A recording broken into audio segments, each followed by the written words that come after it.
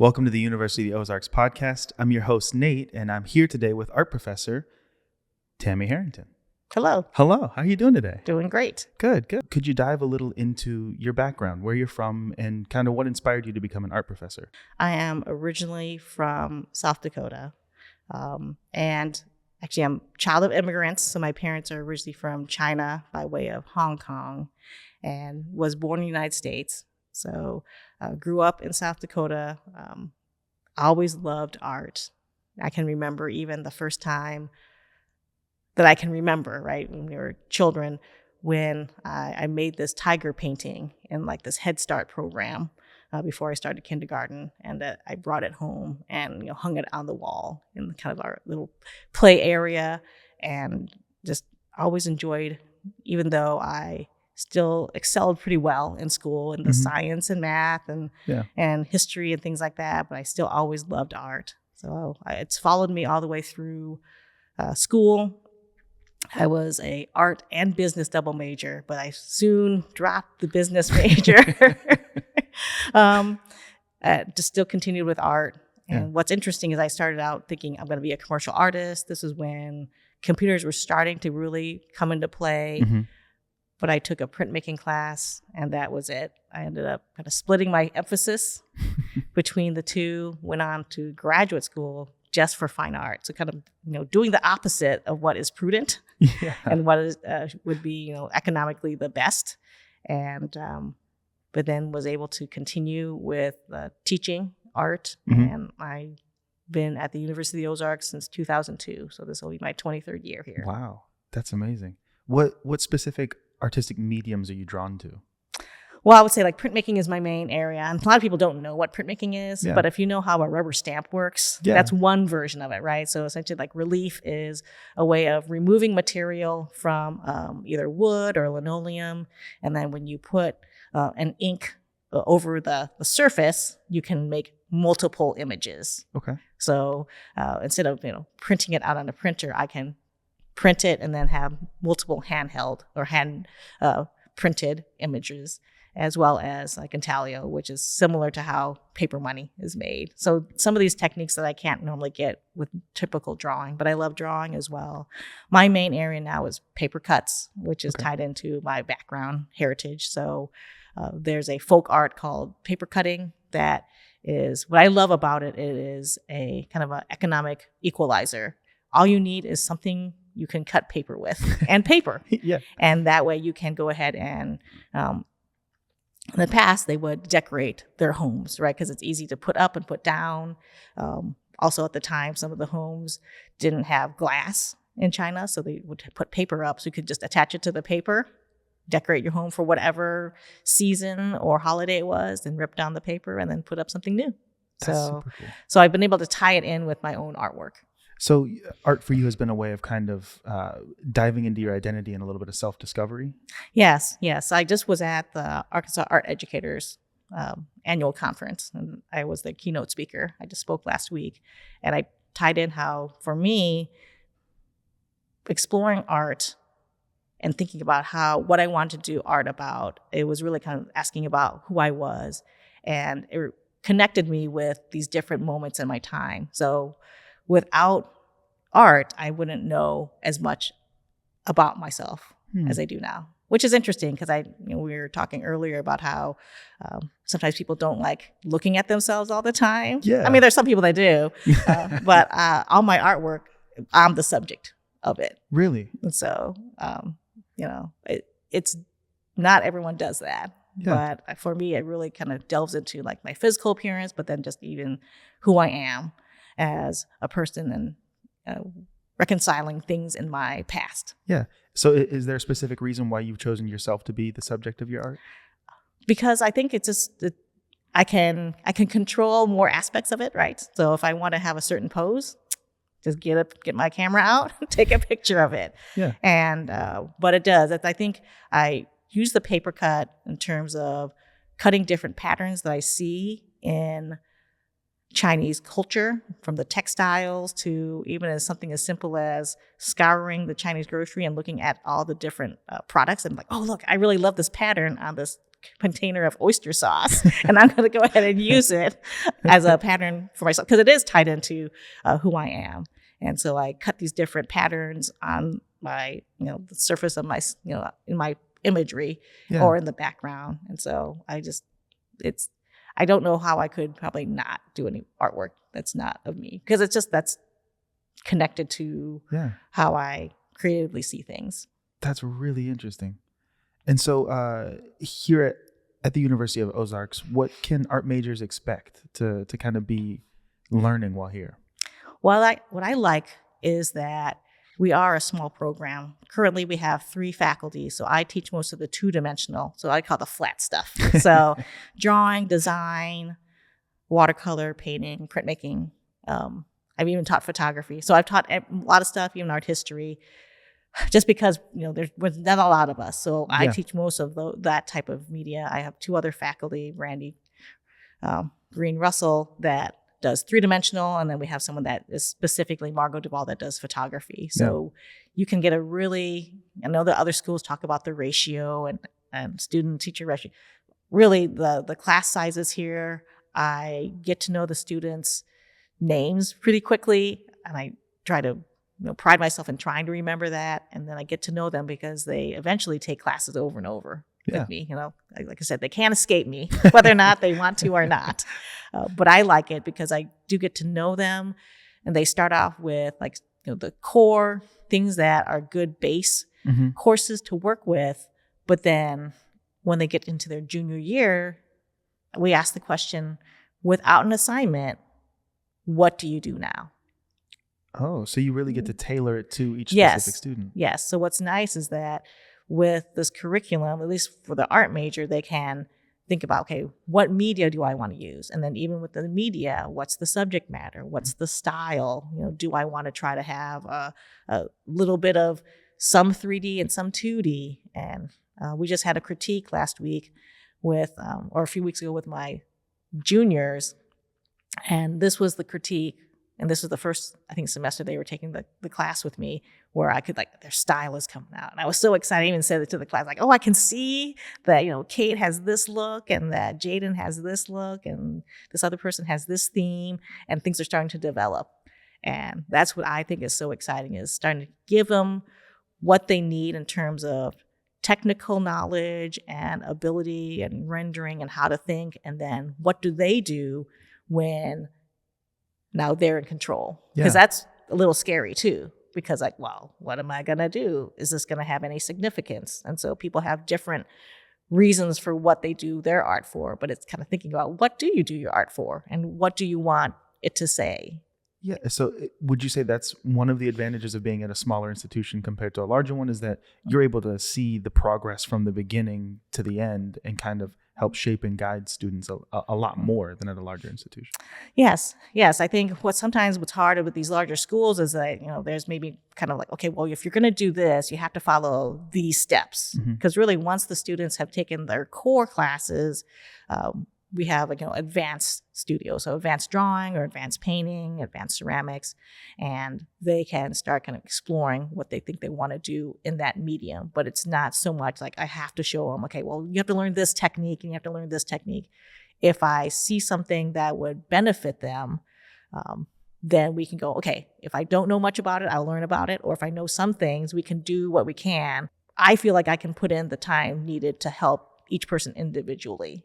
And that's what's so exciting, is that even though we're a small school, we can provide a larger school experience. And so right now we're sitting in the gallery where we have shows from different artists, but at the end of their time here, people that are art majors will have a solo show in this gallery, which you don't, that's this space. So they have to create 15 to 20 artworks that are consistent on a theme, and consistent on, okay, what is this thesis that you're trying to create artwork about? And can you make that many artworks that tie together? Because I know some people don't cringe a little bit with this term, but you do have to create yourself as a brand, as an artist, right? Or as a musician, or even as someone who is in the media world. Yeah. What are you going to be known for? You can certainly modify and change, but what are you going to be known for?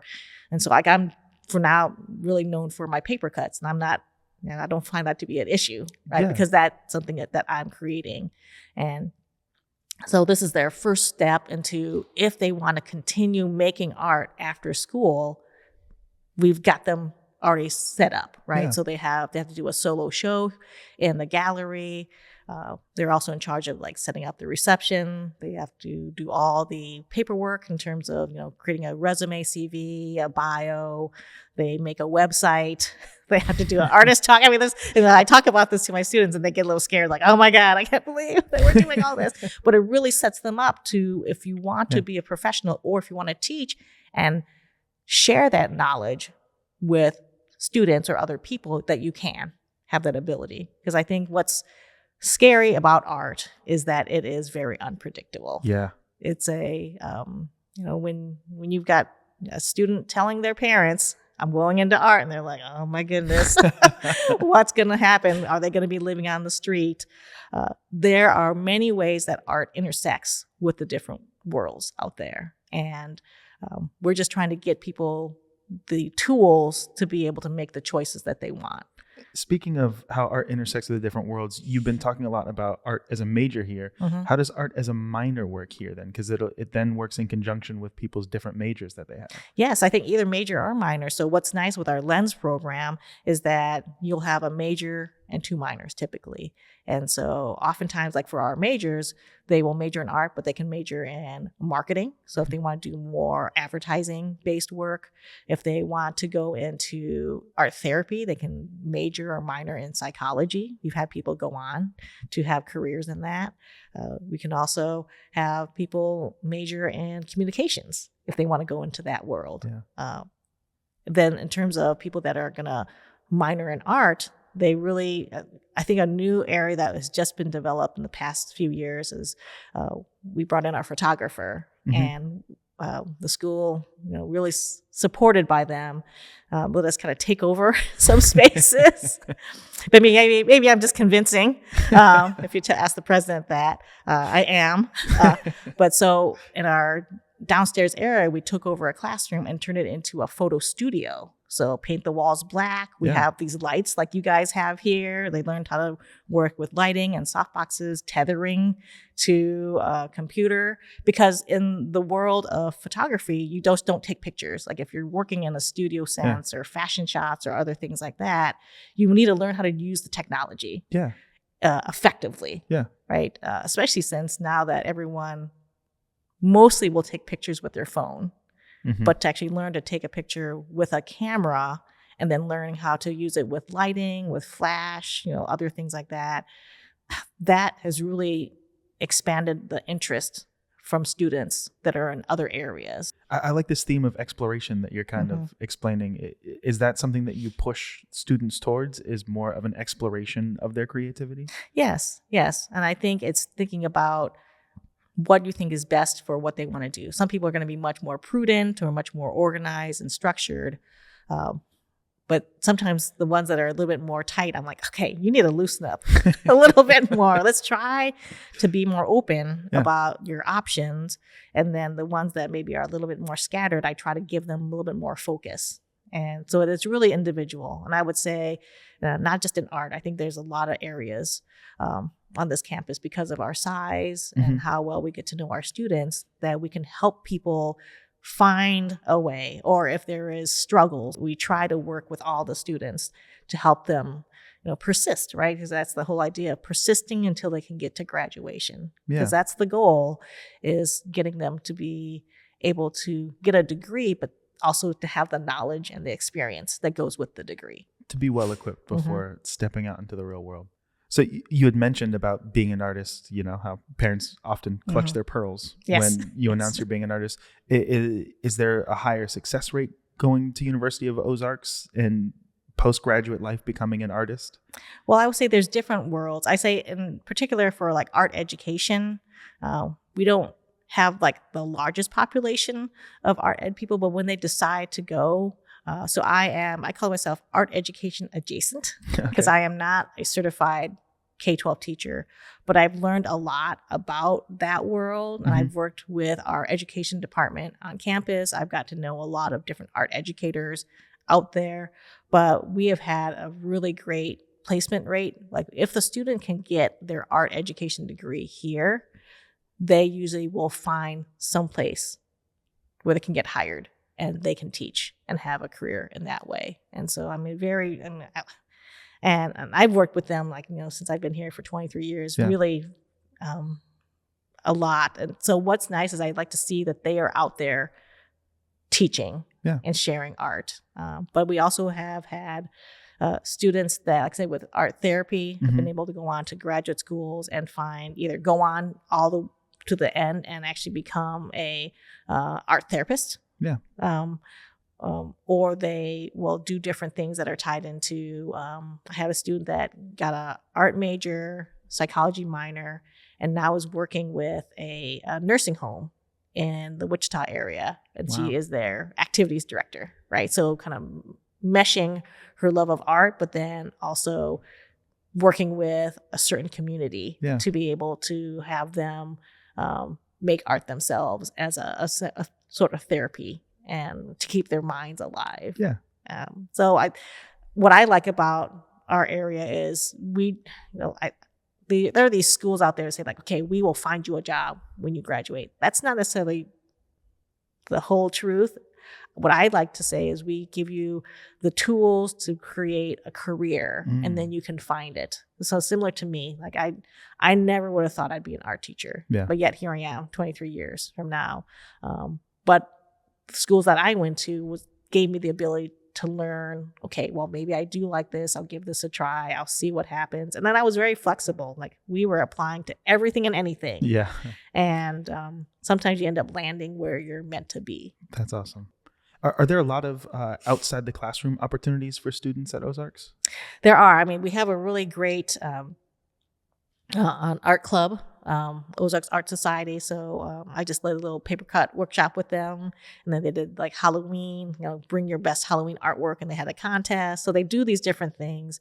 But there's also different types of opportunities. We just took a group of people that were interested in going to Crystal Bridges. We drove up there in our 2 vehicles, and some people had been there before and some people had not. And so it's been, and that was tied into Brandy Green Russell's art history class. It was not a required thing, but you could go if you wanted to. But there's all these different activities, even one of my students who is art and marketing double major, but she works a lot with Ozarks Outdoors, and she painted a mural for them. That's cool. Right. And so she's doing some different PR and other marketing type things. So actually putting her knowledge to work, experiential learning. And throughout this whole conversation, we've talked a lot about materials, but all these different materials that you've mentioned, they cost money. So what is done to help offset that cost for students coming in? Well, what's nice is that because we have this materials fee. So with that, everyone gets an iPad. But in addition to that, in the art department, they have supplies. They don't have to worry about buying supplies. Because I remember when I went to school, we had to pay a lab fee and buy our own supplies on top of that, because you need materials to make artwork. And so we are able to provide quite a bit of the materials and supplies for the students so that they don't have to worry about that, especially since we do have students that are coming from lower economic areas, especially if they are coming from the surrounding counties here, or if they are coming from different international countries, and depending on what they have available to them, it can be a struggle. That's really cool. In 23 years of being a professor, what is it that you love so much about being an educator? I think it is, what's interesting is once you start teaching something, you really get to know the material. You hope so, right? But it's just kind of getting to know the material and being able to share that information. Because I think oftentimes students already know, or people already know, they're making their art this way, but they don't know why. Yeah. And so once they know why they make the artwork that way, they can be more purposeful about even changing and shifting things with their art to even further push a certain type of meaning or agenda that they're trying to go for, and also be able to speak about it. I think sometimes there's this thought process artists just make art, but artists make art, but artists that really want to develop themselves as artists need to be able to talk about their art using the art vocabulary that they've learned at school. Not saying like this is really cool stuff and I love it, but talking about, using the art vocabulary, and then being able to share that information and then be able to write about it too. Yeah. So kind of being a triple threat.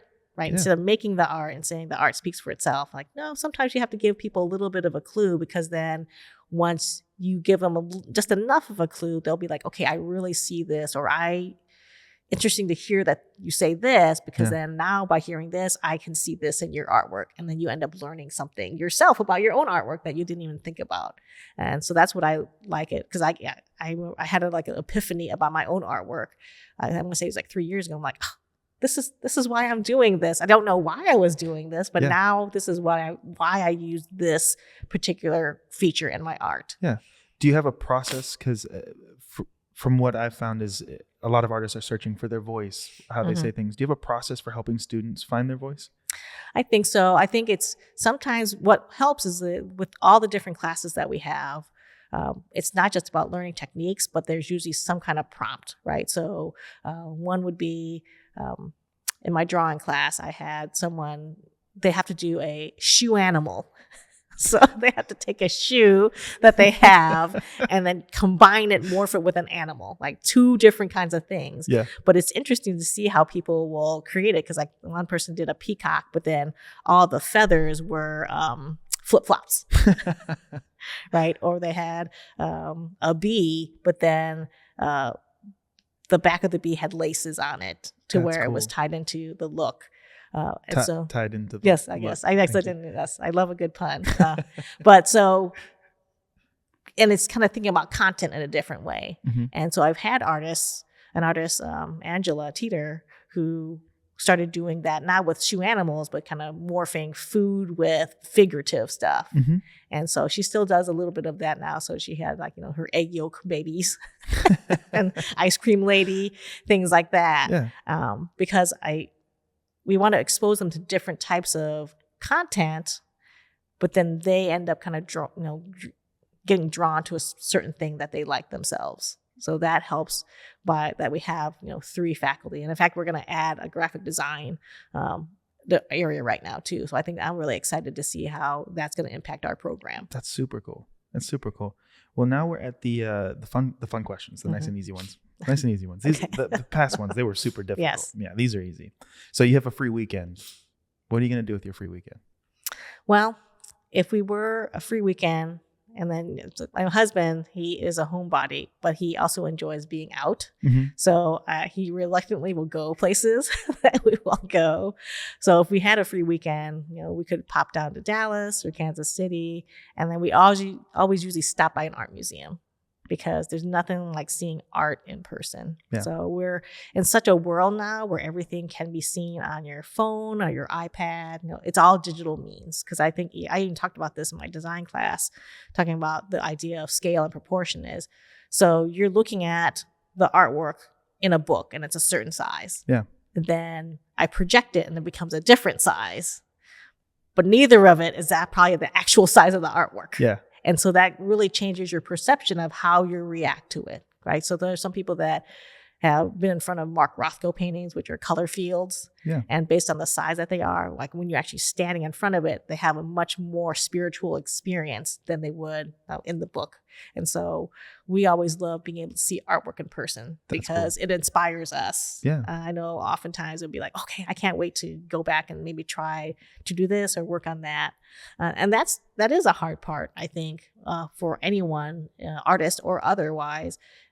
If you have a passion in an area, but then you have a job working 40 hours a week or more, you get married or you have a family and you have responsibilities, or even people that you have to take care of parents, it's hard to squeeze in doing the things that you love. Yeah.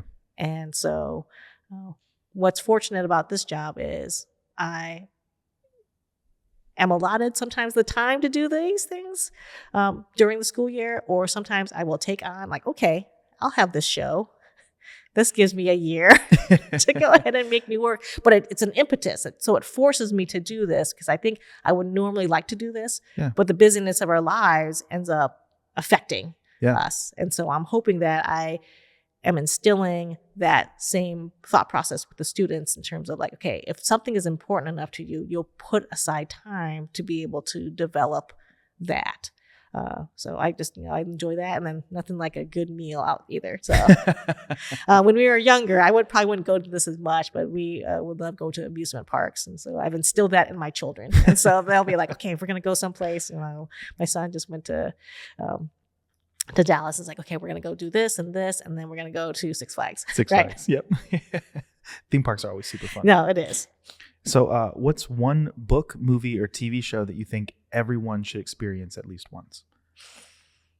It's kind of hard, I guess, for me to think. Because I know that when I read Memoirs of Geisha, for me, I think it had a really kind of interesting interpretation, right? Because it's not a real story, right? But it's based off of, different types of research that this person has done. But it really gave, like for me, thinking about identity and self. So that one really helped tied into that. I like that. And so that may not necessarily tie in with others, but I think just looking, watching whatever type of, that will kind of fill you and make you interested is really a really great thing to do. I like that. I haven't heard of Memoirs of a Geisha in a long time. Yeah. I like that. If you could spend a day as a student in any other department, which one would you pick? Well, you know what? I don't know if I'd ever want to have a career in science, but I really love the experiments, right? In biology or in chemistry. So the lab work, but I guess that makes sense because I'm a hands, because I call my classes hands-on classes. And so I think in that science world, it's really hands-on type of stuff. I took an anatomy class in undergrad school, even though I didn't have to. I mean, I was in there with like nurses and other people going in the medical field. But in terms of, I guess, understanding the human body and understanding not only the surface appearance, but what ends up making the body work. I know, like in figure drawing, I remember my professor was telling me about, okay, so there's two bones, right? The ulna and the radius, and then when you look at it this way, it has like kind of an oval shape, but when you turn it, they cross. Yeah. And so it changes the whole shape of the arm. So you can't draw it like a pool noodle anymore, right? Because now this part is this way, now it's turning this way. And so it has a different shape. So understanding how the physicality or the science of something is going to affect your artwork, especially if you want to have accuracy. Yeah. Right. So like physically, like if you use physics, like, well, physics wise, this cannot happen. But I guess in art, you can make that create, if you want to look like you're playing baseball on the moon, then try to make it make sense if you can. Yeah. That's super cool. I like that. And then the last one, what's a hobby or interest that you have that you think students would be surprised to learn about? Let's see. Well, I love to watch cooking shows, and I think I would love to cook, but I also go like, oh my gosh, this is much more complicated than people realize. What are your top 3 cooking shows? Well, let's see. I love Chopped, right, on the Food Network. Let's see. It's always interesting to see like those kind of like competitions where they have like 3 different, one's a candy artist, one's carves this, one's a cake artist. And so they make these huge giant sculptures. So I guess it's another art related thing. Like, exactly. Okay, it's like, okay, we're going to make this whole scene. And then I'm not sure. And then I think just anything that kind of will show how to make something. Cause it's like, okay, if I think I can make that, I'll go ahead and try it.